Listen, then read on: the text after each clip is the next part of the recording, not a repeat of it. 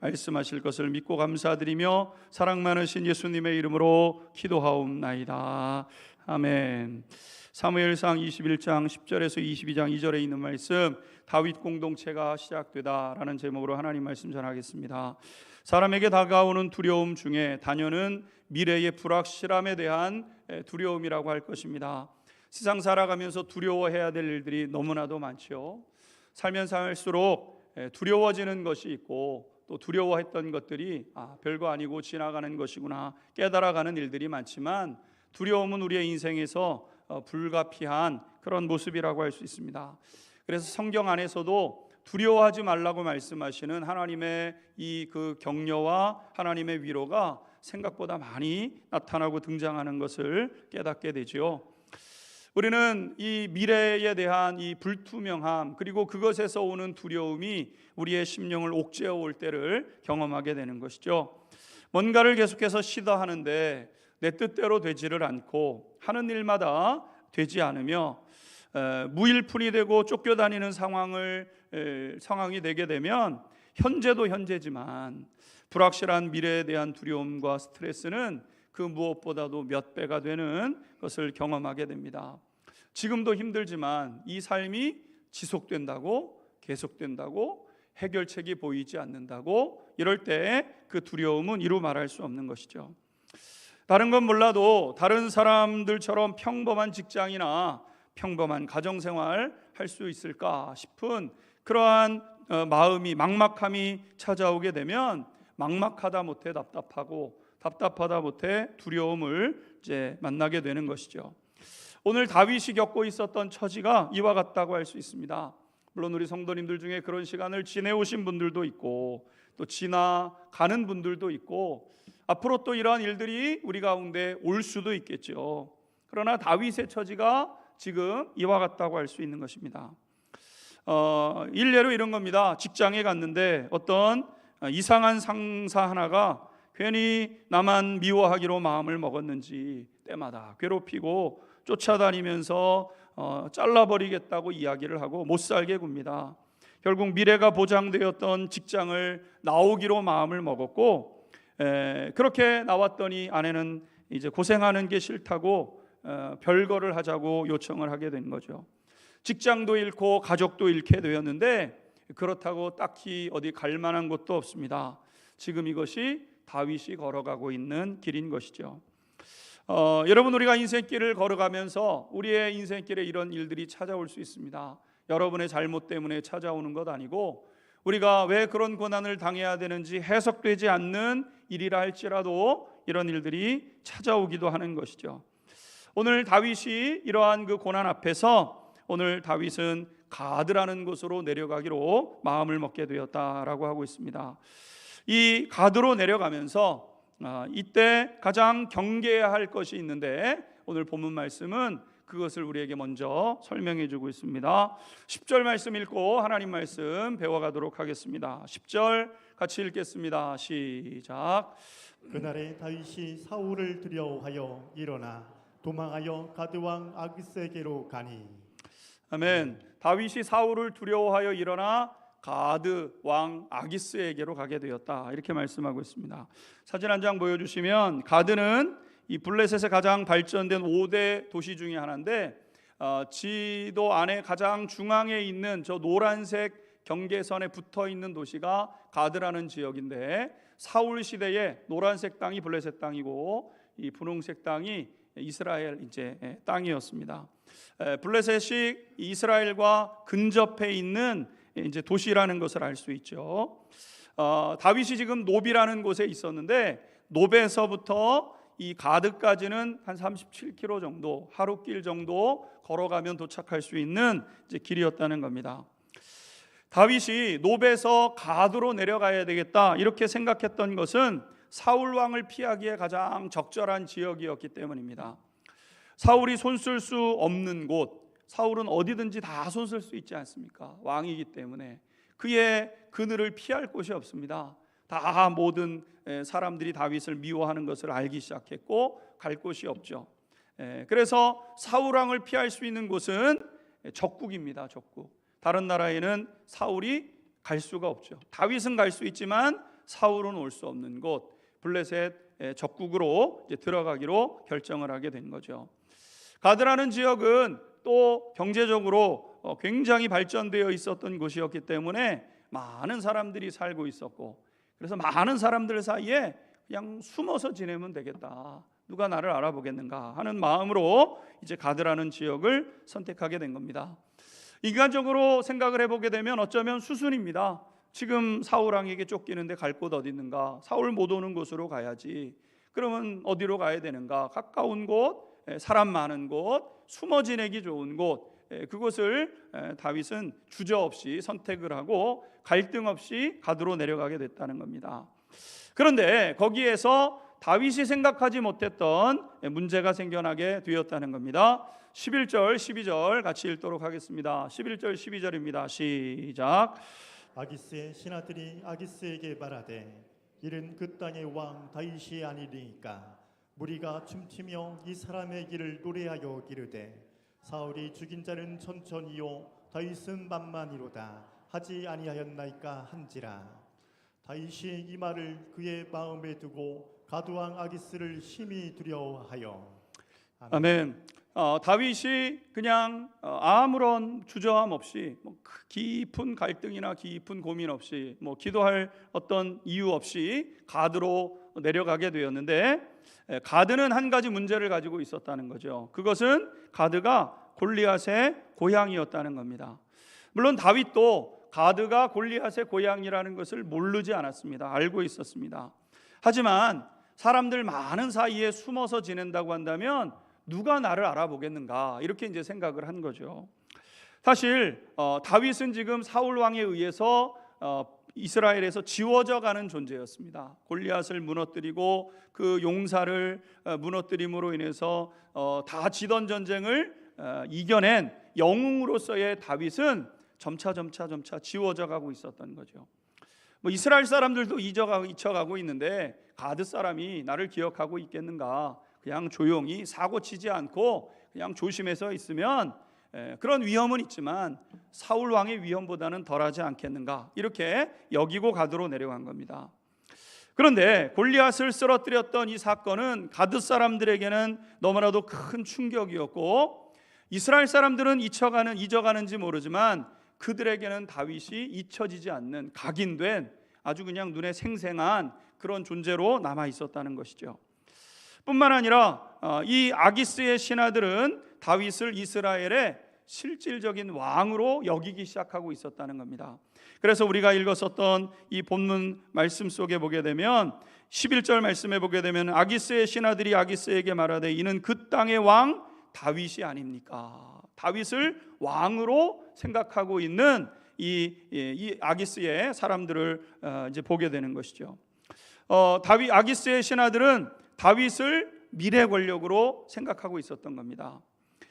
그래서 지금 다윗은 인간적인 지혜를 쫓아서 그냥 수순입니다. 그냥 그리로 내려가면은 당연하고 마땅하다고 생각을 하고 내려간 그 길에서 사실 사자가 호랑이 굴에 제 발로 들어간 격이 된 것이죠. 다윗이 용맹하고 다윗이 자기 나름대로 어떤 그 능력이 있는 사람이었지만 그 아기스의 그 우글거리는 적진 안에 혼자 비무장으로 들어간 그런 상황이 된 것 아니겠습니까? 이것은 다윗이 그냥 인간적인 생각을 따라 행한 결과의 모습이라고 할 수 있습니다. 이런 예는 성경에도 여러 번 등장을 하게 되는데 아브라함도 비슷한 실수를 했습니다. 아브라함이 하나님의 말씀을 하란에서 듣고 본토 친척 아비집을 떠나 하나님께서 지시하는 땅 가나안에 이르게 되죠.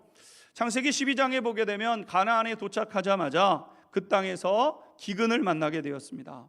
하나님이 보내신 땅인데 기근이라고? 그리고 생각을 해보니까 되돌아가기는 어렵고 더 내려가면은 애굽이라는 땅은 기근이 없습니다. 당연히 그러면 가는 길에 더 내려가야 되겠다라고 내려가게 됐던 것과 마찬가지죠. 요나 선지자가 큰 성읍 니느웨로 가라는 하나님의 말씀을 듣고도 니느웨 사람들은 아수르 사람들이 사는 건데 아수르 사람들에게는 복음 못 전합니다 생각을 하고 두 번 고민하지 않고 반대쪽인 지중해 연안 욥바라는 항구 도시로 내려가게 되었던 것 아니겠습니까? 욥바라는 항구 도시로 딱 도착을 해보니까 지금 막 출발하려고 하는 배 한 척이 있는데 다시스로 가는 배였습니다. 고민하지 않습니다. 첫 배를 그냥 출발하는 그 배, 어디로 가든 상관없는 그 배를 올라타는 것이 이 요나의 모습이었던 것이죠. 우리가 성경을 통해서 배우지만 아브라함이 애굽으로 생각 없이 내려가서 기근은 피합니다. 그냥 기근이 왔으니까 더 밑으로 내려가지. 기근은 피하게 되었지만 거기서 애굽 왕 바로가 자기 아내를 빼앗으려고 하는 시도에 이제 봉착하게 되는 것 아니겠습니까?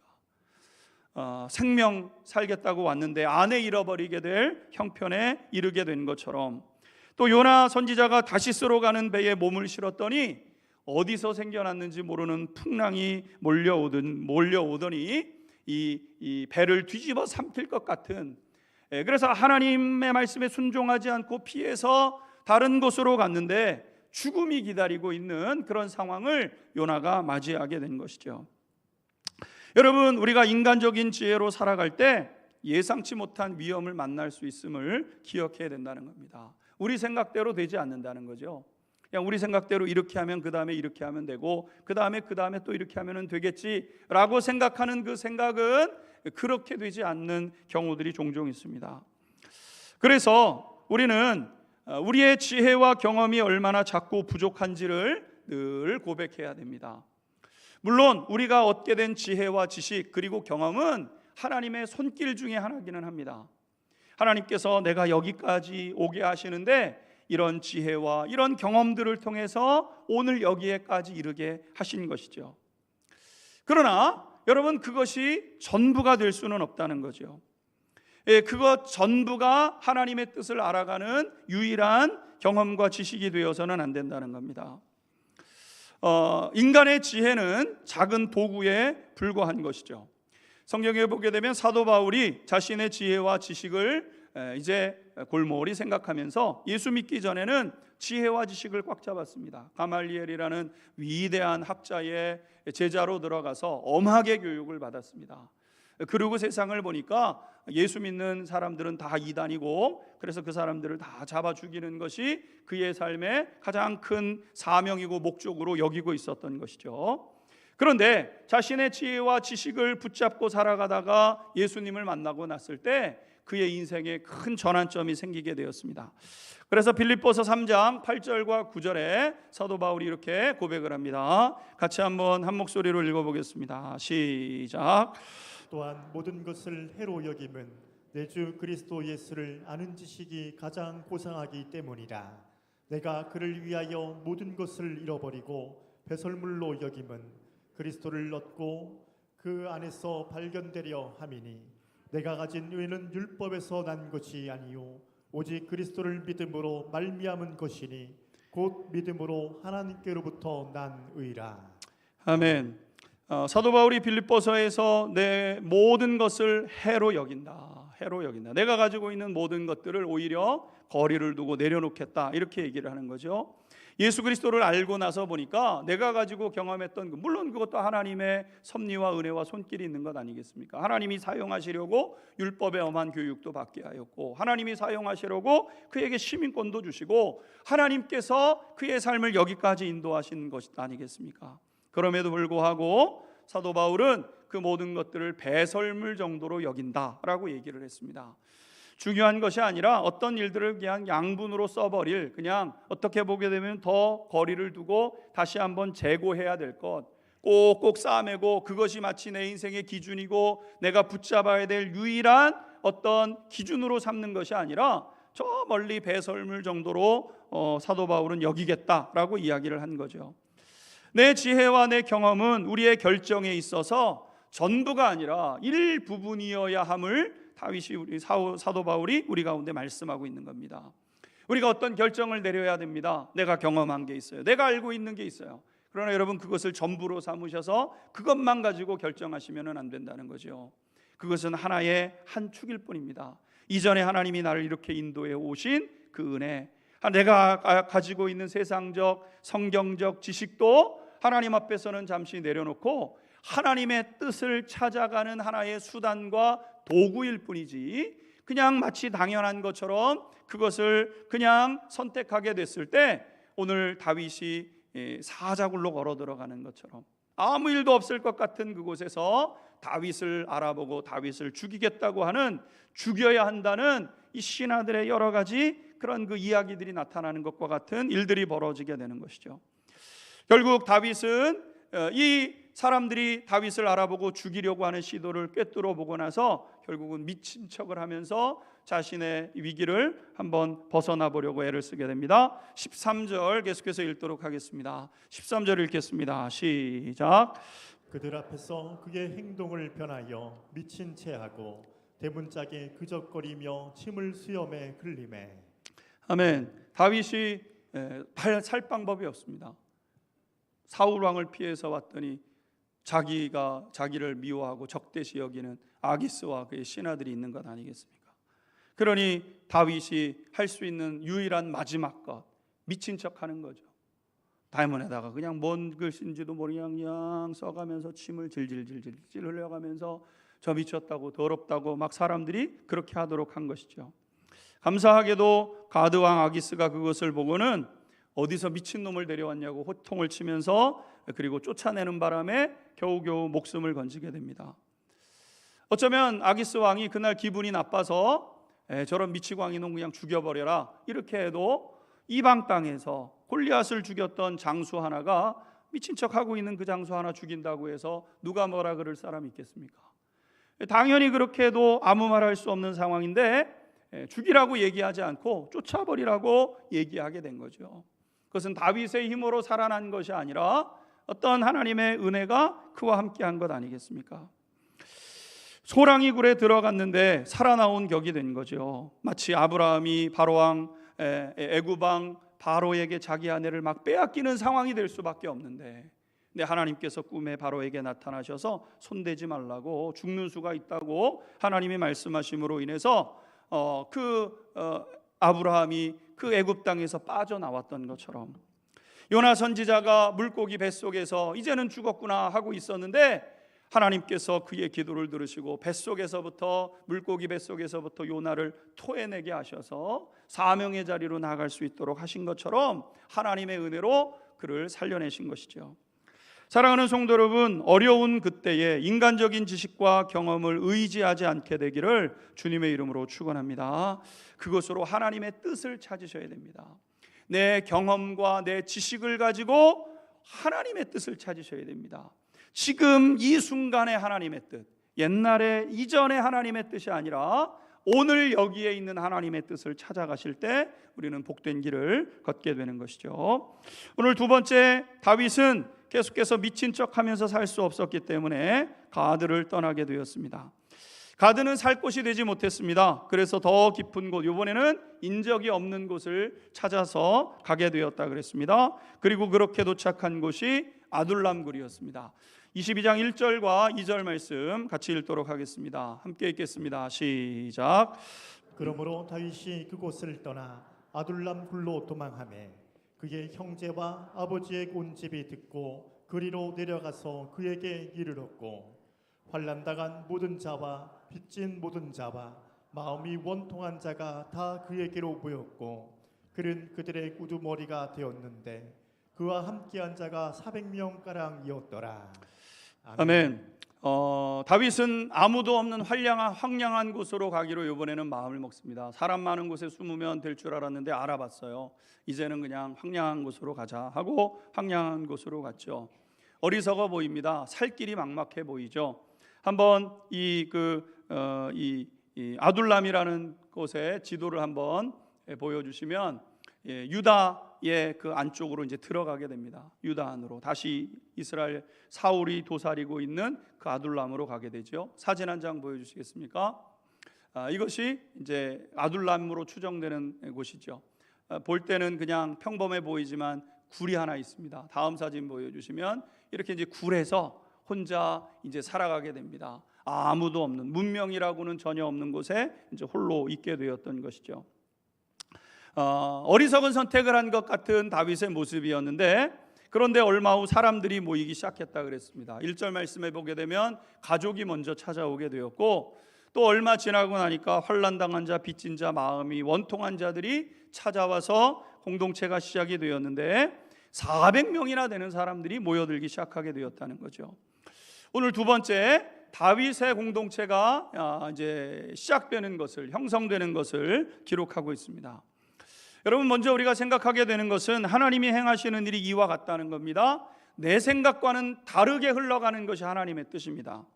그러니까 내 뜻대로 되어야 한다고 생각하는 것이 얼마나 어리석은 것인지를 성경은 지금 거듭해서 말씀하고 있는 거죠.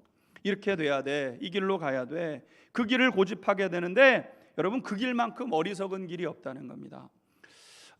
내 뜻대로 되면 겨우겨우 본전을 찾거나 손해보는 일들이 허다한 것이죠.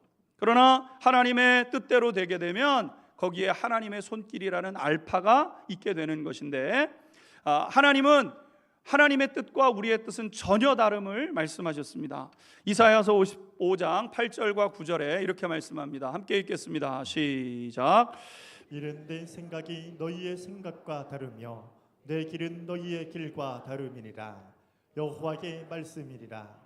이는 하늘이 땅보다 높음같이 내 길은 너희의 길보다 높으며 내 생각은 너희의 생각보다 높음이니라. 아멘. 내 생각이 너희 생각과 다르고 내 길이 너희 길과 다르다는 겁니다. 하나님이 우리를 인도해 가시는 그 생각, 하나님의 수준과 하나님의 뜻은 우리와 일치되지 않습니다. 그러니까 내 뜻대로 되는 것은 어리석은 거예요. 맞지 않으니까요. 하나님의 뜻이 아니니까요. 하나님의 뜻과 우리의 뜻은 다릅니다. 하나님의 뜻대로 되는 게 맞습니다. 그래서 내 뜻대로 되지 않는 것이 오히려 더 복된 삶을 향하여 나가는 기준이 되게 된다는 것이죠. 하나님의 생각과 우리의 생각이 다른데 같으면 하나님의 생각이 아닙니다. 그래서 내 뜻대로 되지 않을 때 하나님께서 내 걸음을 인도하고 계시나 이렇게 생각할 수 있다는 거예요. 우리는 생각할 때 내 뜻대로 돼야 하나님이 나를 인도해 주시는구나 이렇게 생각하는데 그렇지 않습니다, 여러분. 하나님의 뜻과 하나님의 길이 내 뜻과 내 길과 다릅니다. 내 길은 이렇게 가는 것이지만 돌아가게 만드는 것 같거든요. 돌아가게 가는 길이 하나님의 길이고 그것이 지름길이고 복된 길임을 나타내는 것이죠. 물론 하나님의 뜻대로 된다고 해서 마냥 좋은 것만은 아닙니다. 하나님의 뜻대로 되니까 다 잘 되고 형통하고 별일 없고 지금 이렇게 아둘람에 있었는데 막 사람들이 모여드니까 좋고 그런 거 아니죠. 사실 가만히 생각해 보게 되면은요, 더 다윗의 입장에서는 좋은 현상은 아니었습니다. 내 신세도 처량한데 어려운 사람들이 도와달라고 하면 여러분 그것을 어떻게 좋게 여길 수 있겠습니까? 앞서 말씀드린 대로 회사에서 미친 상사 때문에 직장 잃어버리고 아내 떠나버리고 그래서 지금 아무것도 할 수 없는 백수처지가 돼가지고 난 사람 살기도 급급한데 어느 날 갑자기 집안에 형제자매들 부모님 모시고 와가지고 같이 살자고 얘기를 하는 겁니다. 나 혼자 지금 살아가는 것도 힘든데 처가 뭐 해가지고 다 형제들이 와가지고 나를 좀 도와달라고 얘기를 하고 친구들이 찾아오고 동네 사람들이 찾아와가지고 도와달라고 하고 여러분 지금 나도 힘든데 지금 다른 사람들이 자꾸 도와달라고 얘기를 하면은 그것이 어떻게 안 힘들겠습니까? 먹여줄 능력도 없고 해줄 힘도 없는데 도와달라고 하는 것이죠. 그러니까 하나님의 뜻대로 되는 게 결코 뭐 좋은 건 육신적으로는 좋지 않을 수 있다는 거죠. 그들이 일반적인 사람들이면 좋은데 오늘 본문 말씀에 보게 되면 상처 입은 사람들 투성이었다는 겁니다. 환난당한 사람들, 빚진 사람들, 마음의 원망으로 그냥 꽉 차 있는 사람들, 이런 사람들이 갈 데가 없어서 쫓기다 다윗 공동체, 다윗을 향해서 오게 되었고 공동체를 만들게 된 거죠. 여러분 일반적으로 상처받은 사람들은 과거에 붙들려 있는 경우들이 대부분입니다. 상처가 과거의 어떤 시점으로 거기에 우리를 묶어둬요. 오늘을 살다가도 비슷한 일이 있게 되면 과거로 자꾸 돌아가게 되는 것이죠. 과거의 상처에 다시 거기에서 매여 있게 되는 거죠. 과거에는 이랬는데 내가 그러다가 이 꼴이 되었는데 이러한 그 마음들을 갖고 사는 겁니다. 그래서 상처받은 사람들이 피해의식이 강한 경우가 많죠. 피해의식으로 꽉 차 있습니다. 피해의식을 가지고 있는 사람들은 자신을 과잉보호하려고 하는 그러한 일들이 벌어지기 때문에 상대하기가 굉장히 어렵습니다. 그냥 그런 의도로 한 것 아닌데도 그냥 자기식대로 해석을 해서 상처로 받아들이는 거예요. 이 피해의식이 있는 사람들의 모습. 그래서 그것을 보호하기 위해서 굉장히 강력한 공격 기제를 사용하게 되는데, 이게 상처 입은 사람들, 피해의식이 강한 사람들의 모습인 것이죠. 상처받은 사람들과 만나서 얘기하다 보면은요, 다른 사람에 관심이 없습니다. 내 얘기하는데 급급해요. 왜? 내 중심, 나를 보호하기 위해서 그렇게 살아가는 사람들이니까요. 그런데 그런 사람들이 오늘 본문 말씀에 보게 되면 몇 명 모였냐면 400명이나 모이게 되었다는 겁니다. 400명이 모여서 상처받은 얘기, 아픈 얘기 막 서로 주고받고, 네 아픔은 아픔도 아니다, 내가 얼마나 슬픔을 당했는지를 서로 이야기를 하면서 조그만 무슨 일이 있으면 서로 싸우려고 덤벼들고 막 이러는 일들이 벌어지게 되었다는 것이죠. 그런데 사실 눈으로 볼 때는 더 피곤해지고 더 어려운 길을 걷는 것 같지만, 사실 이것은 하나님이 준비하신 복의 여정이었다는 거죠. 사실 다윗이 그들을 돌보느라고 자기 괴로움을 신경 쓸 시간이 없습니다. 혼자 있으면 내 신세 한탄을 하고 내 인생이 왜 이렇게 됐는가 이러고 있을 텐데, 자꾸 도와달라는 사람이 있으니까 도와야 됩니다. 내 형편 내 처지 신경 쓸 겨를이 없어요. 다른 사람의 문제에 개입하게 되고 다른 사람의 이야기를 들어야 되고 다른 사람을 도와야 했던 것이죠. 뿐만 아니라 이 400명이나 되는 상처받은 사람들이 모여서 처음에는 자기 이야기를 하게 되지만, 시간이 지나가면서 다른 사람의 상처에 대해서 귀 기울여 듣기 시작하게 될 때, 여러분 거기에 놀라운 일들이 벌어지게 되는데 치유가 일어나게 된 것이죠. 나만 아픈 줄 알았는데 저 사람도 아픈 사람이었구나. 그만하면 나는 괜찮은 상황이었었구나. 나도 아픈 사람이지만 더 아픈 사람들도 있구나. 그걸 헤쳐나가는 사람이 있구나. 이렇게 하면서 용기와 힘을 얻기 시작하게 되는 것이죠. 내 고통이 저 사람보다 고통 크지만 듣다 보니까 중심 잡히고 그것 해석하게 되고 인생의 고난이 해석되게 되니까 그 고난이 약이 되고 힘이 되는 그런 일들이 일어나기 시작한 것이 다윗 공동체의 모습이었다는 겁니다. 그래서 사랑하는 성도 여러분, 공동체가 복입니다. 공동체가 복이에요. 우리 사회의 문제는 개인주의에 있습니다. 나를 보호하기 위해서 혼자 살아가지만, 혼자 살아가면서 안전한 것처럼 보여지지만 여러분 거기에서 오는 더 큰 공허함과 아픔이 있는 거예요. 공동체가 세워질 때 복이 되는 거예요. 여러분, 공동체는 사실 막연히 좋은 곳은 아닙니다. 신앙 공동체, 교회, 그랬을 때 상처받는 분들 많아요. 왜? 교회가 좋은 곳인 줄 알고 오시거든요. 그런데 여러분, 교회 좋은 곳 아닙니다. 상처 입은 분들이 모이는 곳이 교회 아니겠습니까? 과거에 상처를 받았든 아니면 지금 내 생활이 어렵든 괴롭든, 여러분 그런 사람들이 모여서 교회 안에 들어오는 것이죠. 문제 없는 사람들은 교회 안에 들어오지 않습니다. 여러분, 문제 없는 사람들은 세상이 좋다고 여기는 분들이에요. 세상에 이렇게 좋은데 무슨 모여가지고 그런 찌질한 이야기를 들으며 얘기하면서 그럴 필요가 있는가 하고 오지 않는 것이죠. 그런데 상처받은 사람들끼리 십자가 아래 모여서 서로 말하고 들어주고 보듬으면서 그곳에서 하나님의 손길을 깨달아가면서 치유되는 장소, 그것이 교회인 것이죠. 예수님은 우리의 신앙 고백 위에 교회를 세우겠다고 말씀하셨습니다. 교회는 멋있어 보이는 곳이 아닙니다. 아픈 사람들끼리 모이는 거예요. 십자가 아래 다 상처 있는 사람들끼리 모이게 되는 것이죠. 그리고 그것을 하나하나 내 삶 속에서 끄집어내고 이야기하고 그것을 대화하는 것이 교회입니다. 여러분, 교회 오신 분들 보게 되면 다 그런 모습 아니겠습니까? 저도 제 인생 되돌아보게 되면 사춘기를 굉장히 심하게 지내왔어. 정말 싫은, 되돌아가라 그러면 되돌아가고 싶지 않은 그런 시간을 살아왔지만, 이제 여러분 그 시간이 오늘 목회의 길을 걷도록, 사명자의 길을 걷도록 하나님이 만드신 것 아니겠습니까? 그러니까 그 사람들끼리 모여서 들어주고 보듬고 손길을 깨달아가면서 그때 하나님의 은혜였구나, 그것이 하나님이 주신 기회의 시간이었구나 깨닫고 고백하면서 치유되어져 가는 거예요. 그래서 치유받아서 상처받은 사람이 치유받아서 또 다른 누군가를 치유해 주는 것. 걱정하지 마세요. 나도 그 길 걸었어요. 근데 하나님이 은혜가 있어요. 그러니까 두려워하지 마세요. 앞만 보고 걸어가세요. 말씀 따라 걸어가면 길이 있습니다. 이렇게 누군가를 위로하는 사람이 되게 되는 것이죠. 여러분, 그곳이 어떤 곳입니까? 그곳이 바로 구역이에요. 구역. 구역은 이것을 하기 위해서 모이는 장소입니다. 구역은 우리 주보에 몇 사람 모였다고 표기하기 위해서 구역을 둔 게 아닙니다. 서로 신앙생활 떠나가지 말라고 감시하라고 묶어놓은 모임도 아닙니다.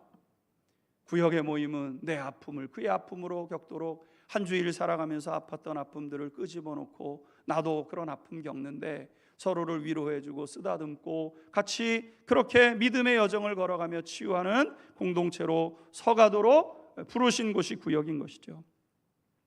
놀라운 사실은 이 다윗 공동체에 들어왔던 사람들이 처음에는 불량하고 그 다음에 상처 많은 사람들이었는데 서로 모여서 서로 이러한 시간들을 겪어가면서 싸우기도 싸우죠. 다투기도 다투죠. 그러나 그 속에서 서로를 이해하는 이해의 모습들이 생겨나면서 서로 치유되는 역사가 생겨나게 되고 훈련되기 시작하게 되죠. 나중에 다윗이 왕으로 서게 될 때 3명의 용사, 30명의 용사, 쟁쟁한 사람들인데 이 사람들이 언제 다윗과 함께 이 관계를 형성했냐면 아둘람에서 형성을 하기 시작한 겁니다. 아둘람 전에는 혼자였어요.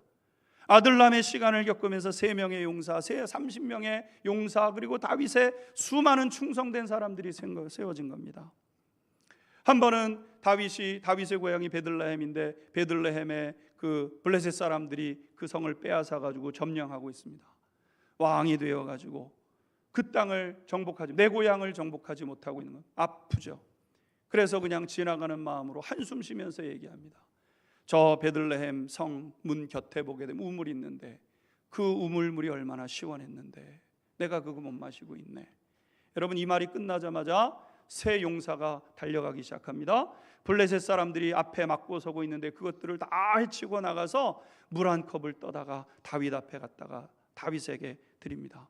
지금 우리가 저 베들레헴 성은 못 뺏고 있지만 우리가 반드시 뺏을 테니까 다윗이여 낙심하지 마세요.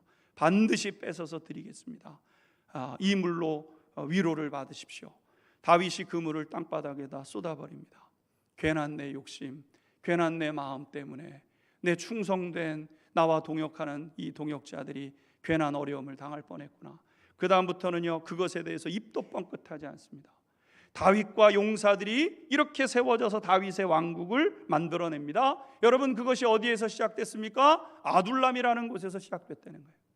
그들의 상처 다 알고 그들을 온 마음으로 사랑하고 온 마음으로 다윗을 존경하고 상처와 상처가 만나서 치유되고 별이 되고 빛이 되고 상처가 약이 되어져서 그들을 강하고 복된 사람으로 만들어냈던 장소가 아둘람이라는 장소였던 것이죠. 사랑하는 성도 여러분, 공동체에서 이런 놀라운 일이 일어나게 되는 것이죠. 주님이 꿈꾸셨던 교회의 모습은 이와 같은 모습입니다. 상처 없는 사람들이 모여가지고 서로 자기의 잘남을 자랑하는 것이 아니라 우리의 상처와 괴로움을 가지고 있는 사람들이 같이 모여서 12명의 제자를 보세요. 부족한 것 투성입니다. 실수 투성입니다. 그것을 서로 공유하고 나누면서 그들은 그리스도의 제자가 되고 용맹한 사람들이 되어져서 온 세계를 복음화하는 사람들로 세워지게 되었던 것 아니겠습니까? 사랑하는 성도 여러분, 그러기에 공동체는 축복입니다. 할렐루야. 여러분의 구역 모임이 축복인 거예요. 모이셔야 합니다. 그리고 주일 말씀을 나누셔야 돼요. 주일 말씀, 오늘 들은 말씀, 오늘 어쩌면 우리 성도님들 가운데 그럴 수도 있겠다, 뭐 그렇게 하면은 좋을 수도 있겠다, 여러분 이렇게 하는 분들이 있을 수 있죠. 그런데 여러분, 한 주일 지나가면서 우리는 그거 금방 잊어버립니다. 우리가 모여서 구역 모임을 통해서 뭐 하는 겁니까? 주일 말씀을 듣는 거죠. 인간적인 연약함 때문에 실수했던 다윗과 같은 실수의 모습, 공동체 안에서 와서 내가 다듬어지고 철이 날카롭게 하는 것처럼 복된 사람으로 빚어졌던 것들을 같이 공유하고 나누는 모임이 되는 것이 교회의 모습인 거예요. 사랑하는 성도 여러분, 여러분이 이런 시간들을 통해서 그리스도의 용사로 빚어질 수 있게 되기를 주님의 이름으로 축원합니다. 다윗이 용사들을 통해서 다윗의 왕국이 세워졌던 것처럼 우리 한 사람 한 사람이 그리스도의 군사가 되어져서 이 땅에 하나님 나라를 세워가는 위대한 사람들, 성경의 기록을 보게 되면 다윗의 세 용사의 이름이 얼마나 존귀하게 이름이 적혀 있는지, 12사도의 이름이 얼마나 귀한지, 마찬가지로 우리의 이름이 그렇게 하늘에서 별과 같이 빛나는 사람들로 빚어져가는 귀한 역사가 있게 되기를 주님의 이름으로 축원합니다. 같이 기도하겠습니다.